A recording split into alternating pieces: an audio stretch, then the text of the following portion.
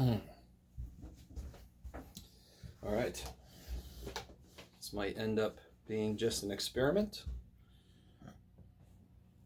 We'll see how it goes. I kind of like that I've got Homer summing up how we all kind of feel right now. This is going to be really strange, but let's see if I can do this. I want to recover elimination a little more focused way.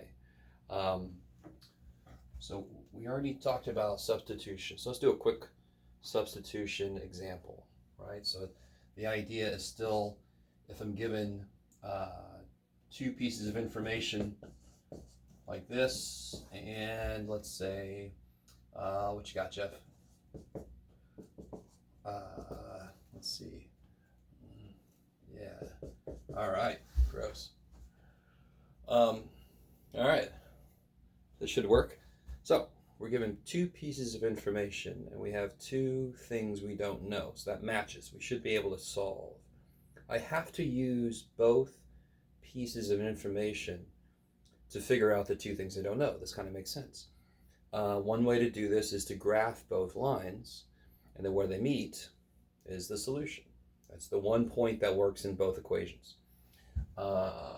Another way to do it, algebraically, thank God, we need an algebraic way to do this in case the answer is difficult to find graphing. I mean, remember, I can barely find whole numbers when I graph because of my scale when I try to draw. It's not the best. But so what I can do, from number one, equation one, I know that x is negative 5y. I know that.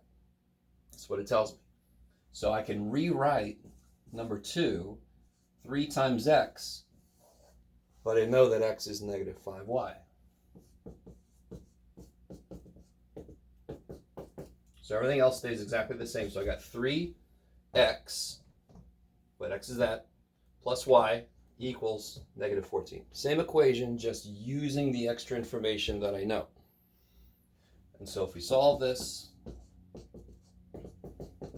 these are like terms, put those together. That's kind of nice, Jeff, you did it. So now I know y is 1. And the part you got to get used to is we're so used to equations with one letter in them that when we get the answer, we're done. But this is not the answer. The answer has two parts. It always comes back to the graphical interpretation. It meets at a point. So the answer has to have both coordinates. So what's really nice here is I've got this equation number one, where I know x is negative 5 times y, but now I know y is 1. So now I know x is negative 5, which means that these two lines, if I drew them, would meet at the point negative 5, 1. So you can either have your answer like this, that's fine, showing me both letters, both variables, or you can put it as a point. Remember alphabetical order for the answer. Okay, so that's elimination. I'm sorry, that's substitution. What I want to get into now is the next thing. Section 5.3 is a different algebraic method. And I want to show you an example where you don't want to use substitution. So thankfully there's this other method. So this is substitution. Oh, good. Thank God. I was hoping this board wouldn't just leave everything up there. Okay, so if I want to use the idea behind elimination, let's do a really, really, really nice one to start off with.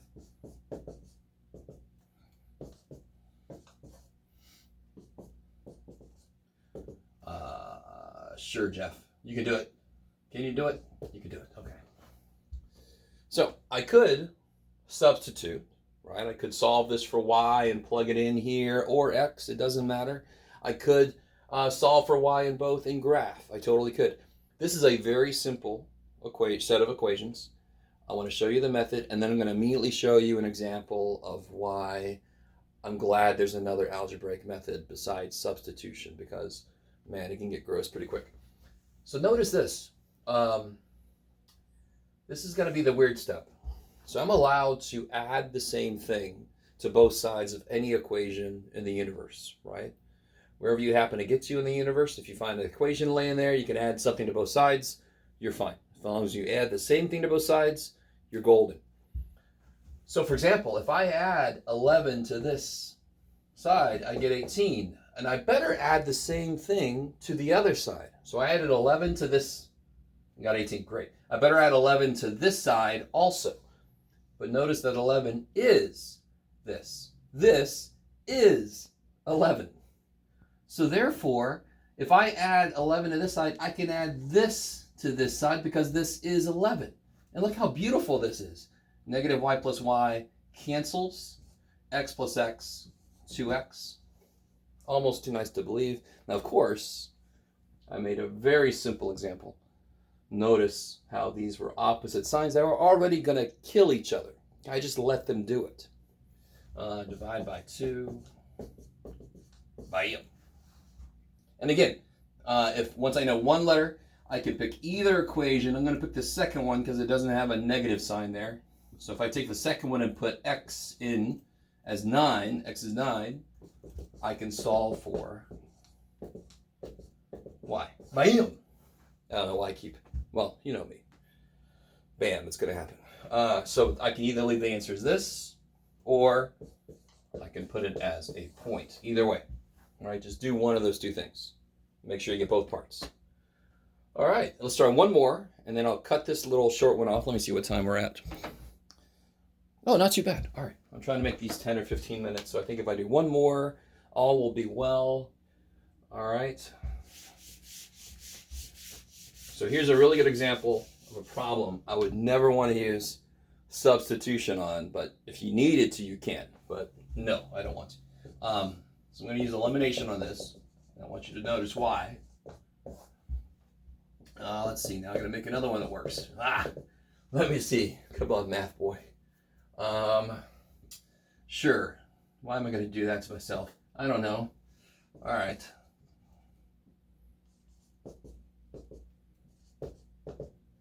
Oh, I really don't want to make this gross. Let's do this. All right. Not yet. Okay, that'll be fine. And now I forgot what it's supposed to be. Oh, yeah, there it is. Okay, now, let me real quick double check to make sure that it's going to come out the way I want it to. Okay, it should. Let's see. Notice if I add these together as they are, nothing cancels. That sucks. That's the whole reason I want to add these together. In fact, the whole problem with these problems in the first place is there's too many unknowns. Right? The number of unknowns is too damn high. So notice, though, that if there was a 4 here, these would have killed each other. And Jeff just didn't put a 4 there. What's wrong with you, Jeff? So what I can do is I can leave the first equation alone. And of course, any equation I see in the universe, I can multiply both sides by anything except 0. So of course I'm going to multiply by 4. Because if I multiply by 4, there will be a 4 here. So if I multiply this by 4, I get 5 times 4 is 20x, plus y times 4 is 4y, 9 times 4 is 36. Okay. And I could do that to any equation, again, in the universe. I can multiply both sides by anything except 0, and it's still the same equation, still has the same solution. We've known this forever. But now we see another reason why. Nothing kills each other. But if I multiply this guy by 4, now when I add these together, these are going to kill each other. 3x plus 20x is 23x. Negative 4y and 4y kill each other. 10 and 36 is 46. Look at that. Jeff made a good problem. All right. Divided by 23. X is 2. Bam. I mean, that's the standard sound effect for today. I'm sorry. It's very shaky. Oh, well. We're okay. There's no, let me knock on wood, no earthquake in addition to coronavirus. And again, the minute I get one letter, I could pick either equation I want to. I'm going to pick the second one because it's really easy going to solve that for y. Now, of course, shoot. Let me see. How much time do I have? All right, maybe I'll try to do one more after this because I could still do this using substitution method. So I need to do one more example. So notice how I can solve for y and plug it in, still use substitution method. I don't want to lie to you guys. But if I take the second one and put 2 in for x, I can now solve for y. And again, I could write this as this, or I can write it as a point in alphabetical order. Okay, I'm not going to stop because you could stop the video if you needed to. So here we go. Let's do one more, and then I'll stop this video.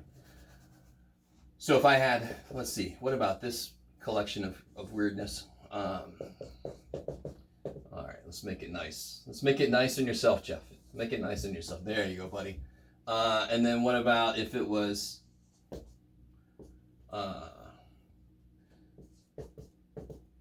yeah, gross. Look at that. Look at that. All right, that's really gross. Too bad.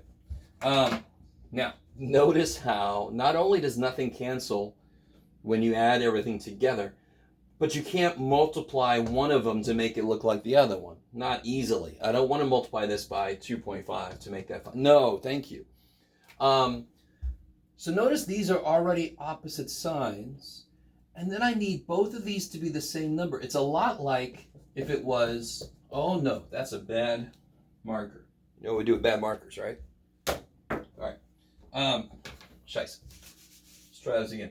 Well, blue, you're my blue. All right. Where was I? Oh yeah. So if I had to figure out LCD, I want to make these numbers the same. It's the same idea. It isn't fractions. Don't freak out. But, and you can notice, that's why I don't want to do substitution. If I try to solve for y, I'm going to make fractions. I'm going to have to divide by 5. If I want to solve for any letter, I'm going to make a bunch of fractions that I then have to work with. No thank you. So if I take the first one and multiply it by 3, and then I multiply this one by 7, you can see how they're both 21. It's exactly the idea of LCD. Multiply the first one by 3. And the big mistake people make is they forget to multiply each piece. And multiply the second one by 7.